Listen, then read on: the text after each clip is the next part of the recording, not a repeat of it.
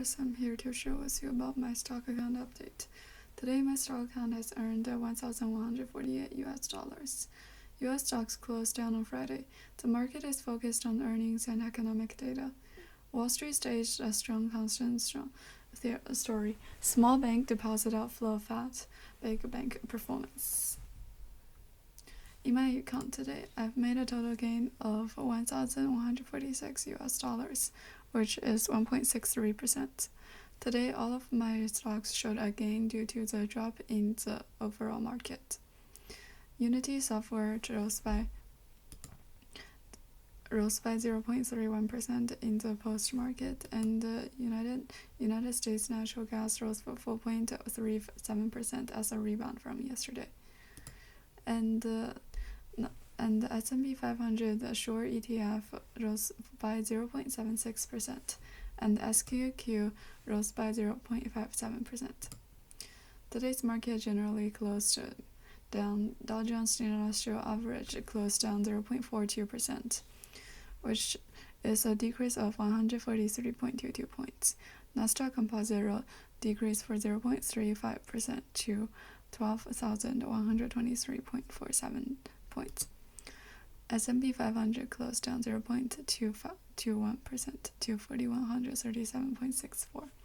Today, the banking industry performed exceptionally well due to the performance of the earnings report, and healthcare and other industries like entertainment and utilities decreased for 2.134%.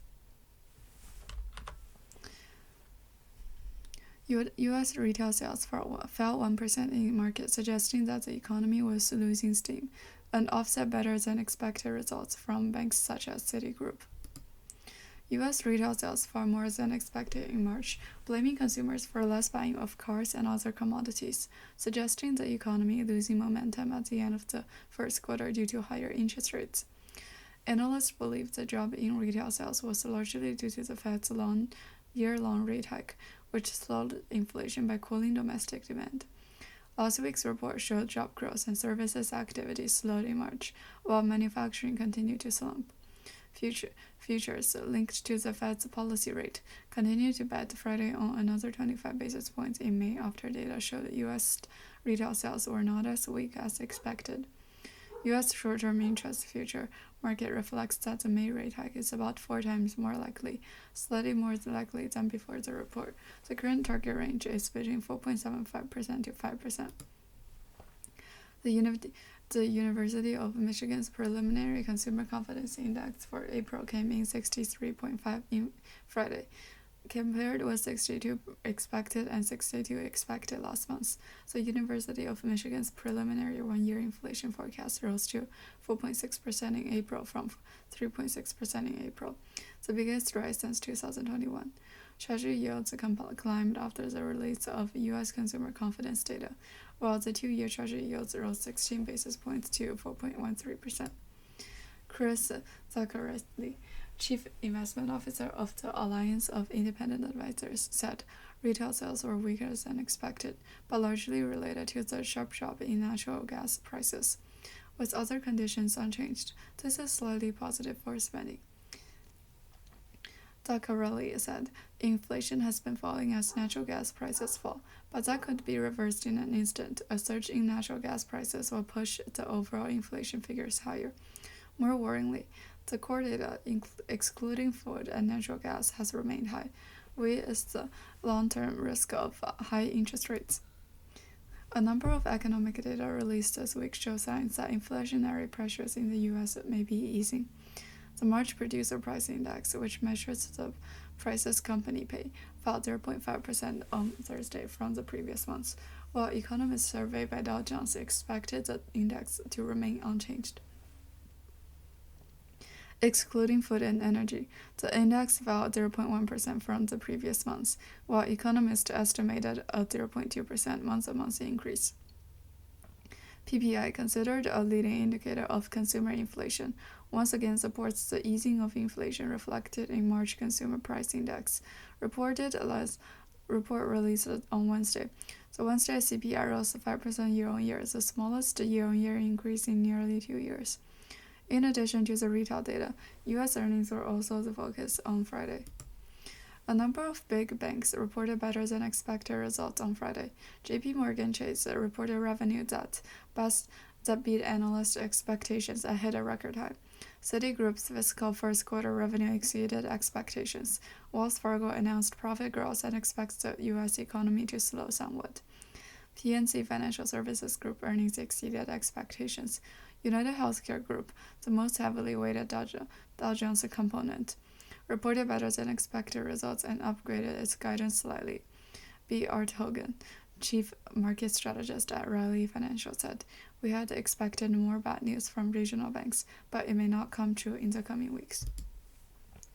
Equity capital analyst Stuart Cole said the preliminary result of banking sector shows that the large U.S. financial institutions have so far successfully withstood the impact of Fed's tighter monetary policy.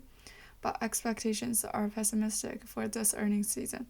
Analysts surveyed by Refinitiv expect S&P 500's earnings to fall more than 5% in the first quarter, as they continue to face conditions such as inflation and interest rate hikes during the first quarter. Wall Street staged a strong constant story.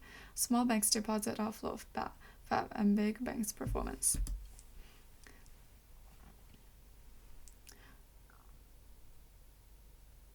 High interest rates upset small banks last month, but they caused surprises for JP Morgan Chase, Citigroup, and Wells Fargo. Each of the three U.S. banks has found ways to profit from raising interest rates. Meanwhile, the rate hike leads to the collapse of Silicon Valley banks in March, and regional bank customers rush to transfer unsecured deposits to other safe places. JP Morgan reported a surprise 2% increase in its deposits. Citigroup's fixed income trading division performed well as customers respond to interest rate changes. All three banks said lending revenues rose year-on-year after the Fed raised interest rates. In contrast to the delight of big banks and the sharp outflow of regional bank deposits and tumbling share prices, investors feared that the higher interest rates would erode the value of their assets.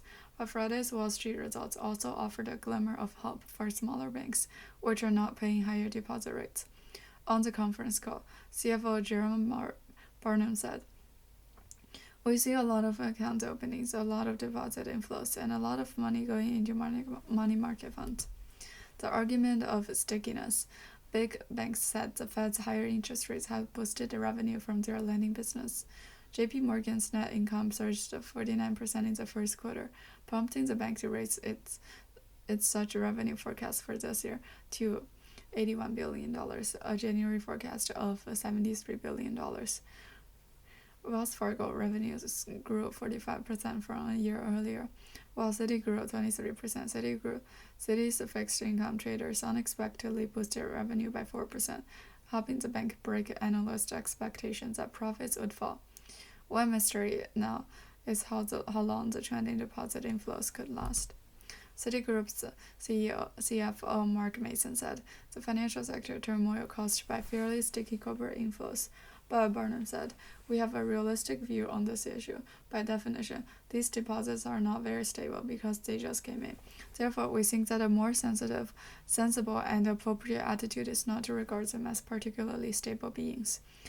Meanwhile, BlackRock chief executive Larry Fink said on Friday that deposits will continue to drain because of depositors' concern about regional banks. More and more deposits are flowing out, and they flow into ETFs and any form of cash and money market funds. He said, "This dislocation will create more and more opportunities for us." That's all I have today. Thank you for listening. Don't forget to subscribe and like. See you next episode.